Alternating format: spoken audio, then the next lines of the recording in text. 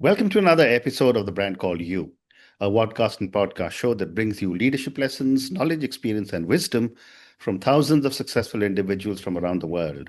I'm your host, Ashutosh Garg, and today I'm delighted to welcome a very successful entrepreneur with a deep understanding and passion for sustainability and AI from Birmingham, UK, Dr. Amrit Chandan. Amrit, welcome to the show. Thank you so much for having me on the show. Thank you. Amrit is the founder and chief executive officer of Lorefully. He's an entrepreneur, an innovator, and an advisor. Given all the amazing work that he has been doing, understandably, he's been recognized, felicitated, and awarded several times. And he has built a career at the intersection of sustainability, artificial intelligence, and business transformation. So, Amrit, let me start by asking you, tell me a little bit about your own journey and what early experiences most shaped your interest in sustainability and systems. Yeah, very happy to. So for me, the journey began, and this sort of journey into sustainability really started when I was doing my PhD in chemical engineering. So I did my undergraduate degree in chemistry, and then I was thinking about what to do. At the time, there was the global financial crash, and the world of work didn't seem as appealing as sort of perhaps staying in academia and doing some work. So I started studying for a PhD in chemical engineering, and in particular, I was studying hydrogen and the use of hydrogen technology. Mhm. But really became interested in sustainability when a UN scientist came to our research group and told us that the world was beyond saving. Hmm. So he said, "Don't even try, give up, live your best life." This Hmm. was very, very depressing to hear at the outset of one's journey. And so decided pretty quickly Hmm. that I wanted to try and make a difference in the world, Hmm. change it, and perhaps bridge that gap between that sort of bleak future reality and a more optimistic one. How And wonderful. so, yeah, and so I ended up finishing my study and started working in the low carbon vehicle sector, which is where I met the co-founder of my first startup, Acceleron. And Mhm. so, yeah, it was that experience that really got me into and thinking about deeply about sustainability and systems thinking. Hmm. And Acceleron challenged conventional battery design through circular economy principles. What problem were you most determined to solve at the outset? It was really simple, actually, Esther. So we began thinking about and knowing that there were so many batteries that were being used and would be needed, Yeah. and it was scaling exponentially because of electric vehicles. And we also knew that there wasn't really much in the way of being able to deal with them effectively Hmm. when they stopped working. Hmm. So the analogy I like to use is imagine if you're driving down the road in your car and something goes wrong. You don't scrap the vehicle. Hmm. It'd be crazy if your tires were welded to the car. You couldn't replace them. You'd scrap the whole vehicle and then Yeah. have to buy a new one. And yet we're doing this with lithium ion batteries all the time. They're made up of lots of subcomponents, lots of individual pieces. And when some of the components don't work as well, because of the way they're constructed with lots of permanent uh, techniques like glue, foams, um, yeah, the structural components, you can't get into a battery module without destroying it. So the whole Hmm. module is destroyed, Hmm. creating lots of unnecessary waste. And we worked out that by 2040, there would be enough lithium ion batteries coming offline Hmm. to fill Wembley Stadium in the UK Wow. 23 times over every single year. Wow. So this absolute deluge of batteries were due to come. And we Hmm. thought there must be something to this. And also because of my co-founder Carlton, he's from Barbados originally, and my family history, we originated from the Punjab in India and migrated through East Africa. We knew that there was a big desire for energy storage in a lot of these countries, Hmm. particularly in sub-Saharan Africa, in India, especially rural parts of the Yeah. country where grid infrastructure doesn't exist. And it felt like there should be a way to reuse a lot of these components Hmm. to give the latest and best technology to Hmm. people so they could use solar and they could use clean energy instead of Hmm. having to rely on kerosene lamps and having to rely on outdated technologies and generators which are bad for the environment and bad for the health. And Hmm. so it was a dual purpose of not just sustainability, but how can we create a system where people are their health is better, their lives are better, as well as the planet being better as a result. And after energy storage, what drew you to the challenge of human expertise and knowledge at scale? Yeah, so that journey with Acceleron took about 7.5 years, and we ended up agreeing to sell the business to a partner of ours in India who were licensing the technology from us at the time. And so I had the option of staying, but I wanted to explore new horizons and took a little bit of time off to get over the trauma of the whole experience and figure out those next steps. And it's while I was in this sort of in-between period that myself and two new co-founders, we thought about sort of challenges we could solve. And one of those challenges we experienced in Acceleron, where we'd be so busy every single day solving problems, we never had enough time to write things down properly. And so we wanted to figure out a way to make it really easy for people to share what they know, because when you're in the field and you've just solved a problem, sitting there and then writing out a report afterwards, it's really important to do. But then when you've got another pressing thing, it can be hard as well. Then we realized that actually by 2030, we need 26 million new workers in net zero jobs in order to achieve net zero by 2050. That's more than doubling the existing workforce. And in the next 4 years, by 2030, 20% of the existing workforce will have retired. Yeah. All of that wisdom, all of that knowledge will be retiring with them.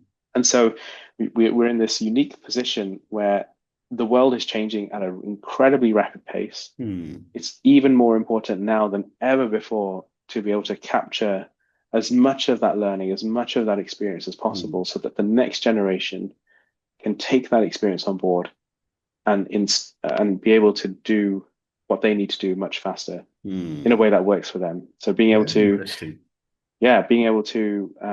install devices, maintain devices, install solar panels, for example, and come up with new innovation requires that base of knowledge. And that's when Lorefully came to be, is that?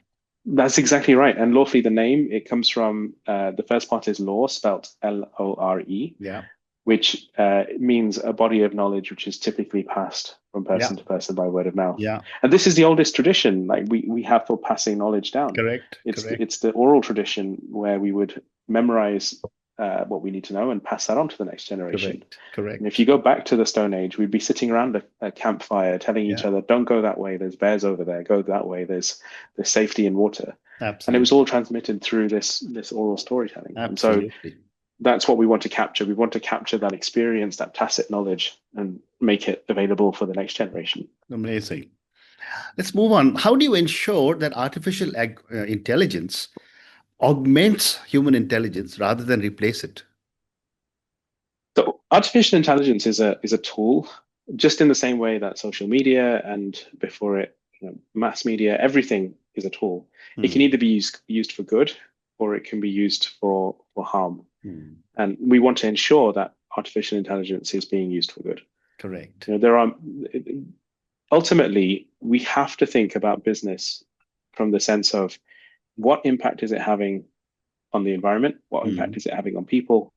And is the business sustainable? And sustainable meaning financially sustainable. Is it profitable? If we can bring all three aspects in a positive direction, where a business that is profitable is having a positive impact on the environment, is having a positive impact on people, then we create a truly generative system, which is for the betterment of society.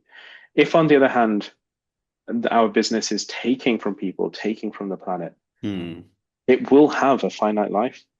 So if artificial intelligence is used to remove people from their jobs, those people will no longer have money to spend in their community. Those people will suffer. The community will suffer. The environment will suffer. Everything suffers. And then artificial intelligence will no longer work because it's got to have a much more symbiotic relationship. And so for us, we're using artificial intelligence, but very much to augment people. It can be a wonderfully powerful tool if we Yeah. can make people more effective and give people time back so they can spend more time in the community and do impactful things. And it's overall having a very positive impact. Great response. Thank you. Amrit, where do you see the strongest overlap between sustainability gains and AI-driven business models today? The more that we can use artificial intelligence to have a positive impact, the more sustainability will come into effect.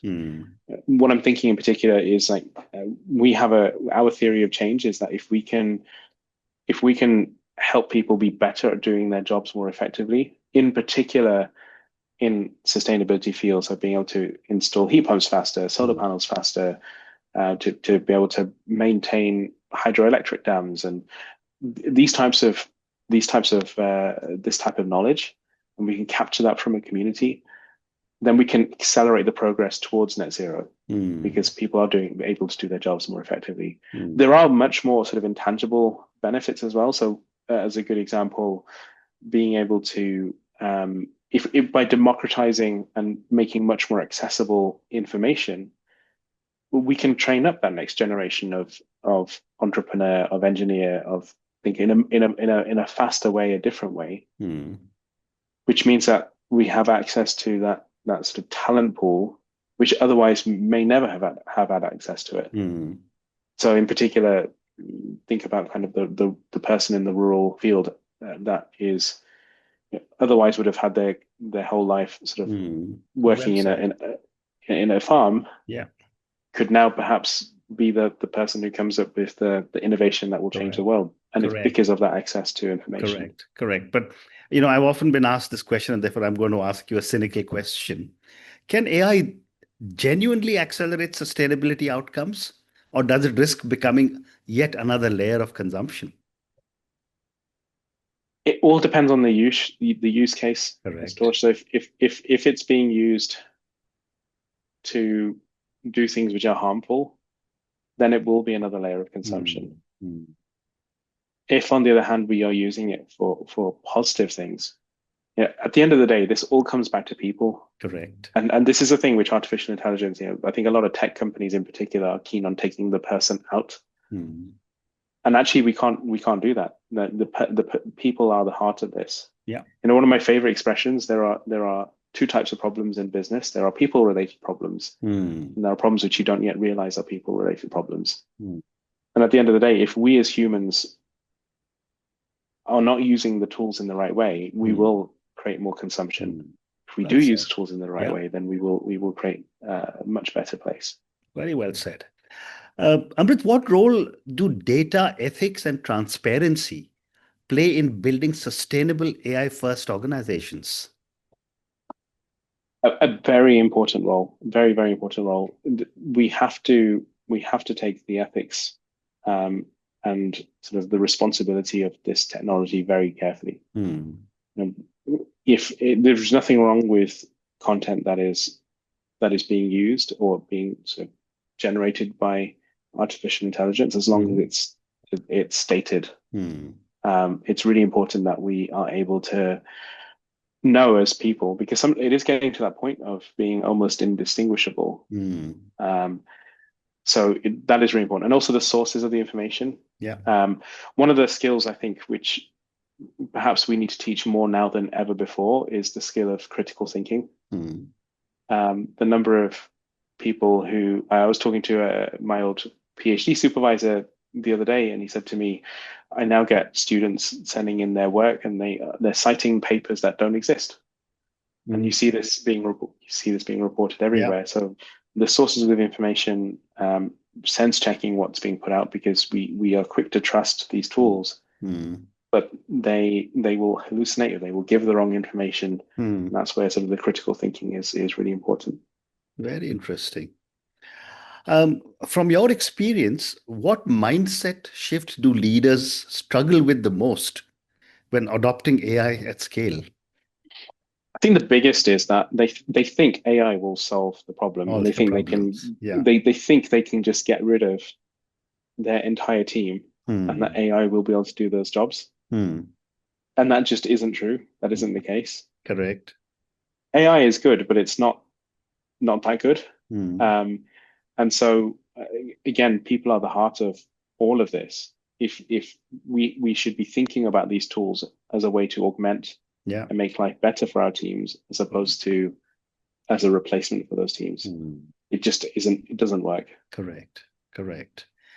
What qualities do you believe future CEOs must develop to best responsibly to lead responsibly in an AI powered world?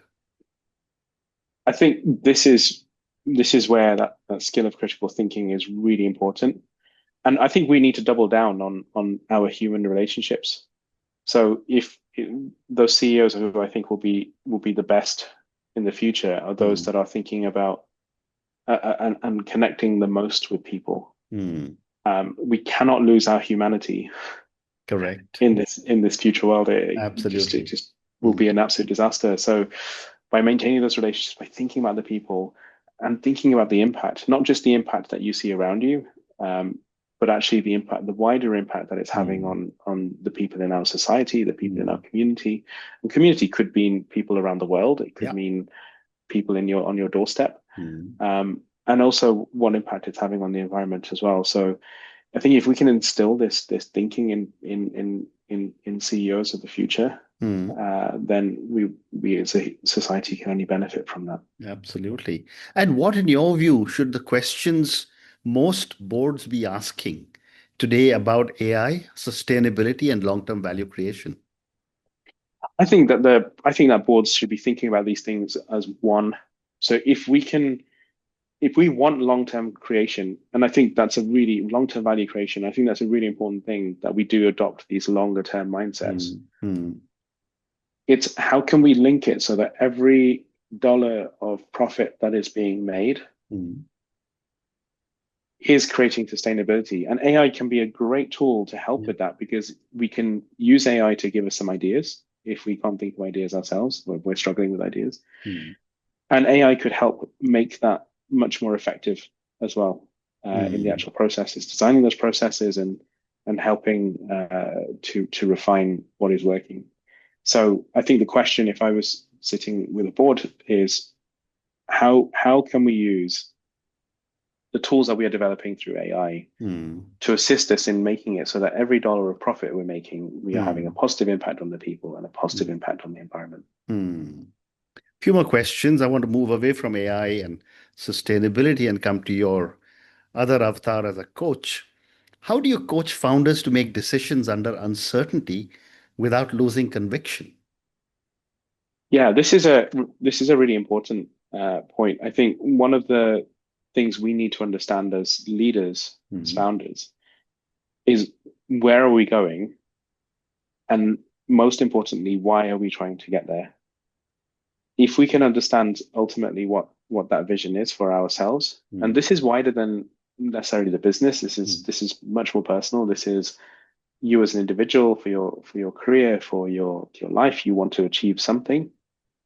What is that thing? What Mm. does that it and it perhaps it sits on a spectrum. So it isn't necessarily I want to go out tomorrow and build $1 billion business. Mm. Like that's okay, but there's probably a lot of other things that you want to do as well. Sure.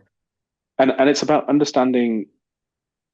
I mentioned why this is the case, the real deep fundamental reason of why, but also where does happiness come into all of this as well? Mm. Because we as founders, as leaders, we often mistake Correct. achievement of this thing, whatever that thing is, Mm. with, I will be happy when I achieve this thing. Correct.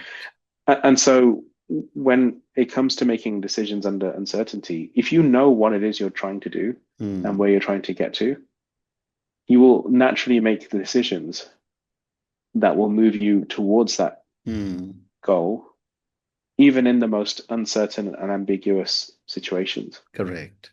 And so that's one of the things which I found really helpful for myself when Mm. I was faced with multiple forks in the I'm road sure. I'm sure.